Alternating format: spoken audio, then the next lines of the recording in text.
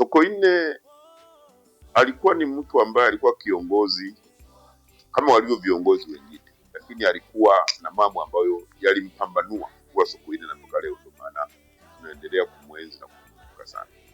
Kwanza tunaambiwa Sokoine alikuwa ni mtu mtiifu sana kwa viongozi wake, kwa mamlaka yake ya uteuzi, lakini vile mtiifu sana kwa wananchi na hasa wale aliokuwa anawakilisha kwenye jimbo ambalo alikuwa anawakilisha, jimbo la Monduli kwa sasa. Alikuwa ni mtu mtuifu, ni mtu aliyekuwa anasikiliza wananchi, lakini vile vile akipewa maelekezo au maagizo na mamlaka yake iliyo juu, alikuwa ni mtu mwaminifu kwenye utekelezaji. Lakini kama tunavyofahamu Watanzania wengi, hayati Sokoine alikuwa ni mtu kwa kweli aliyechukia dhuluma dhidi ya wananchi, dhuluma dhidi ya vikundi vya wananchi ama mtu mmoja mmoja.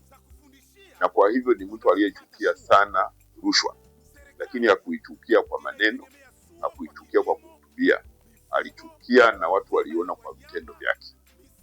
Tunaambiwa bahati nzuri, mwandishi wa habari, mimi nimeshiriki kwenye uandishi wa kitabu, naomba nikishike, ambacho kimezinduliwa mwaka juzi 2024, ambacho kwa kweli kina taarifa za kina kuhusu maisha, lakini uongozi na hatimaye kifo cha huyu mpendwa wetu hayati Edward Moringe Sokoine. Naambiwa kwenye kitabu Sokoine hakuwa ni mtu aliyekuwa amejikusanyia mali binafsi, kwa sababu kweli ni mtu aliyekuwa anachukia rushwa, lakini Sokoine alisimamia kwenye kipindi ambacho nchi yetu ilikuwa inapita kwenye kipindi kigumu sana kiuchumi.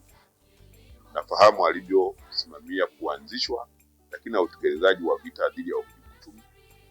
Kazi kubwa ilifanyika pamoja na mapungufu ambayo baadaye yalikuja kubainika, lakini kwa kweli ilisaidia sana kwenye kurejesha imani ya wananchi kwa serikali na utulivu wa nchi yetu.